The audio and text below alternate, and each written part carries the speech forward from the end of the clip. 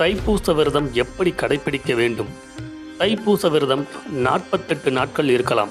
அதாவது 48 நாட்கள் விரதம் இருக்க முடியவில்லை எனில் 21 நாட்கள் விரதம் இருக்கலாம்.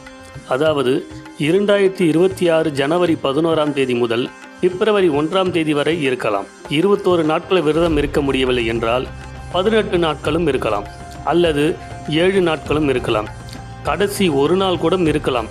விரத நாளில் அதிகாலை எழுந்து குளித்துவிட்டு முருகன் படத்திற்கு முன்பு விளக்கேற்ற வேண்டும். காலை மாலை இருவேளையும் கோவிலுக்கு சென்று வர வேண்டும். விரதம் இருப்பவர்கள் இருவேளையும் பால் பழம் மற்றும் அருந்த வேண்டும். இருவேளையும் கோவிலுக்கு செல்ல முடியவில்லை என்றாலும் மாலை ஒருவேளை கோவிலுக்கு சென்று வரலாம். முருகனுக்கு இருவேளையும் நெய்வேத்தியமாக பால் பாயாசம், சர்க்கரை பொங்கல் இவற்றை ஏதாவது ஒன்றை வைத்து வழிபடலாம். தைப்பூசம் அன்று வேல் வழிபாடு செய்வது மிகவும் சிறப்பான பலனை தரும்.